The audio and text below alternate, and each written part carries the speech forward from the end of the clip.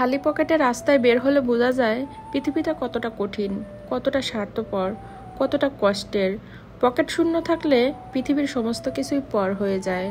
আসসালামু আলাইকুম, কেমন আছেন সবাই? Welcome to my channel Meghnaz dream. নতুন আরেকটি ভিডিওতে সবাইকে স্বাগতম। আজকে রান্না করব মুরগির পা, গিলা আর হার্ট। আমি এটাকে পোড়ানো বলি। আমার কাছে খেতে কিন্তু ভালোই লাগে। অনেকে এটিকে অপছন্দ করে, খেতে চায় না। আমার কাছে কিন্তু খেতে ভালোই লাগে। আমি মার্কেট থেকে সেজন্য মাঝে মাঝে নিয়ে আসি। এখানে এগুলো কিন্তু একেবারে ফ্রেশ পাওয়া যায়। তাছাড়া কাটা বাছার কোনো ঝামেলা থাকে না, একেবারে পুরোটাই ক্লিন করা থাকে। শুধু এনে একটু ভালো করে ধুয়ে রান্না করেই খাওয়া যায়, খুব একটা বেশি কষ্ট করতে হয় না। এই যে দেখেন, আমি এনে ফ্রিজে রাখছিলাম, গতকাল আনছিলাম, সেজন্য আর কি একটু বরফ হয়ে গিয়েছে। আমি এখন এগুলোকে একটু ভিজায় রাখলাম। পাগুলো একেবারেই পরিষ্কার করা ছিল, নখগুলো কাটা ছিল, মোটামুটি পুরোটাই ক্লিন। আমাকে কোনো কষ্ট করতে হবে না।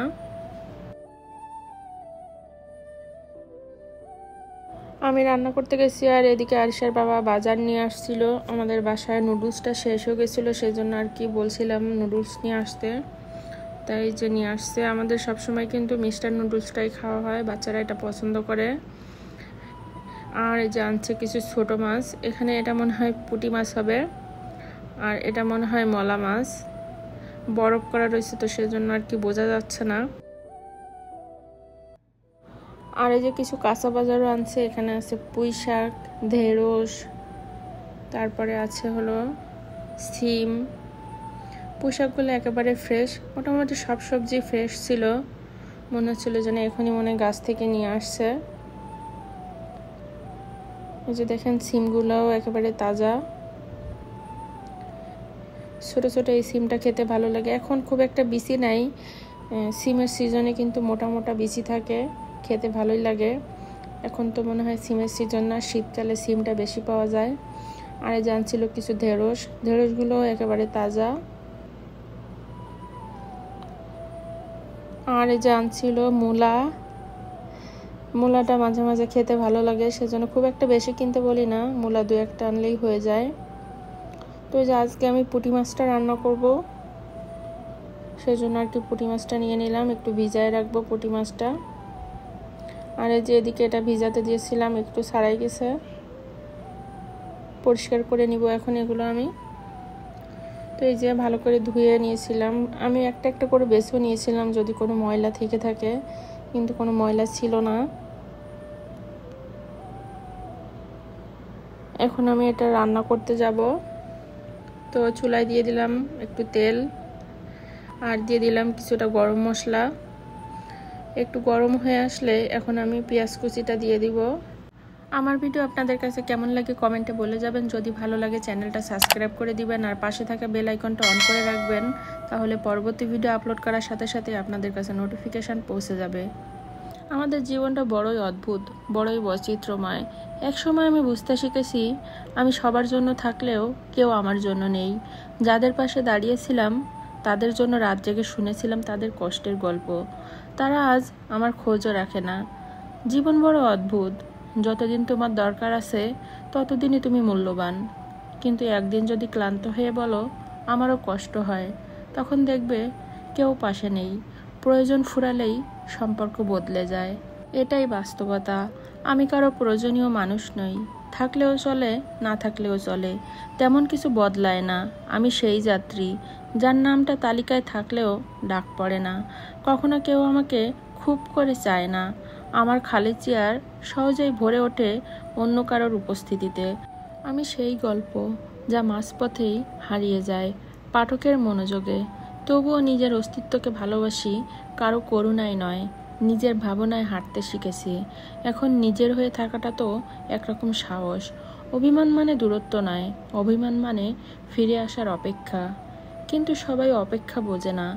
কেউ অভিমান ভাঙানোর সাহস রাখে, আবার কেউ চুপচাপ সয়ে যায় যেন কিছুই হয়নি। অভিমান ভালোবাসা বাড়ায়, তবে অবহেলা সেটাকে বিষিয়ে তোলে। যতক্ষণ অভিমান আছে ততক্ষণ সম্পর্ক বেঁচে থাকে, কিন্তু একদিন অভিমানও ক্লান্ত হয়ে নিঃশেষ হয়ে যায়। ঠিক তখনই মানুষ সত্যি হারিয়ে যায়। ভুল মানুষকে ভালোবেসে শুধু হৃদয় নয়, আত্মাও ক্লান্ত হয়ে যায়। যাকে চোখের ভাষা বোঝাতে চাও সে বারবার বলে আমি কিছু বুঝি না। তুমি ভালো রাখতে চাও, সে বারবার আঘাত দেয়। তুমি চুপ থাকলে বলে তুমি দূরে সরে গেছো, আর কিছু বললে বলে তুমি বোঝো না আমাকে। তুমি নিজের মতো করে বোঝাতে যাও, সে নিজের মতো করে ভুল বোঝে। তোমার প্রতিটি চেষ্টা, প্রতিটি ভালোবাসা তার কাছে একদিন অতিরিক্ত হয়ে দাঁড়ায়।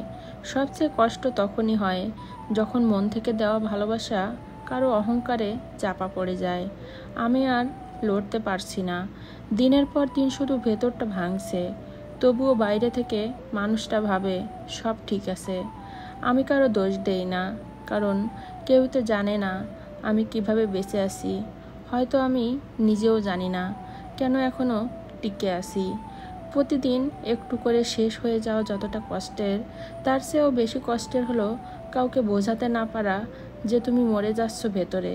তাই বলছি, যদি কোনোদিন আমার নিঃশ্বাস থেমে যায় তবে আমাকে কবর দিতে দেরি করো না, কারণ আমি তো অনেক আগেই নিজের ভেতরে মৃত হয়ে গেছি। একজন দায়িত্ববান পুরুষ মানুষের মূল্য নারীর জীবনে একজন পুরুষ মানুষের সঠিক সঙ্গ, অবিচল সমর্থন আর নিঃস্বার্থ ভালোবাসা পাওয়া সত্যি ভাগ্যের বিষয়। একজন পুরুষ যখন ভালোবাসে তখন সে শুধু কথা দিয়ে নয়, তার দায়িত্ববোধ, যত্ন, ত্যাগ আর কর্মের মাধ্যমেই সে ভালোবাসাকে প্রমাণ করে। সে তার আপন মানুষটিকে আগলে রাখে, রক্ষা করে এবং প্রয়োজনে নিজের স্বাচ্ছন্দ্য, স্বপ্ন, এমনকি ঘুমও ত্যাগ করে প্রিয়জনের হাসির জন্য লড়ে যায়।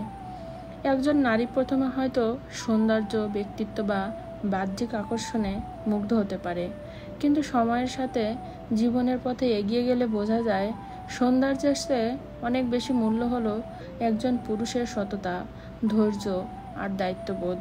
অনেক পুরুষ ভালোবাসার কথা বলতে পারে কিন্তু যত্ন নিতে জানে না, কিংবা জীবনের চ্যালেঞ্জে পাশে দাঁড়াতে পারে না। অথচ একজন দায়িত্ববান পুরুষ সবসময় তার ভালোবাসার মানুষের জন্য একটি নিরাপদ আশ্রয় গড়ে তোলে, যেখানে ভয় নেই, সন্দেহ নেই, আছে শুধু আস্থা ও ভালোবাসা। একজন পুরুষের প্রকৃত সৌন্দর্য লুকিয়ে থাকে তার দায়িত্ববোধে, তার আত্মসম্মানে এবং কঠিন সময়ে নিজের সঙ্গীকে আঁকড়ে ধরে রাখার ক্ষমতায়। বেকারতা বা দায়িত্বজ্ঞানহীনতা কখনোই একজন পুরুষের গৌরব নয়, কারণ শুধু অর্থ সম্পর্ককে দীর্ঘস্থায়ী করে না, কিন্তু দায়িত্ববোধ, বিশ্বস্ততা এবং ভালোবাসার শক্তি সম্পর্ককে সময়ের পরীক্ষায় উত্তীর্ণ করে। একজন নারী যখন বুঝতে পারে যে তার পুরুষ শুধু সুখে নয়, দুঃখে, অসুস্থতায়, ভয়ে ও অনিশ্চয়তার মাঝে পাশে থাকে, তখন সে আর কখনোই তাকে ছেড়ে যেতে চায় না। তাই নারীদের প্রতি একটাই অনুরোধ, একজন দায়িত্ববান পুরুষকে কদর করুন, তার প্রচেষ্টা আর ত্যাগকে মূল্য দিন, তার ক্লান্ত দিনের পেছনের কারণটি বোঝার চেষ্টা করুন, কারণ যে নারী একজন পুরুষের চাপা কষ্ট, দায়িত্বের ভার আর নীরব সংগ্রামকে বোঝে, সে নারী পায় সবচেয়ে গভীর ভালোবাসা। আমার রান্না এবং কথাগুলো কেমন লাগলো কমেন্টে বলে যাবেন। আজকের মতো ভিডিওটা এখানে শেষ করছি। দেখা হবে পরবর্তী কোনো ভিডিওতে। সে পর্যন্ত সবাই ভালো থাকবেন, সুস্থ থাকবেন। আসসালামু আলাইকুম।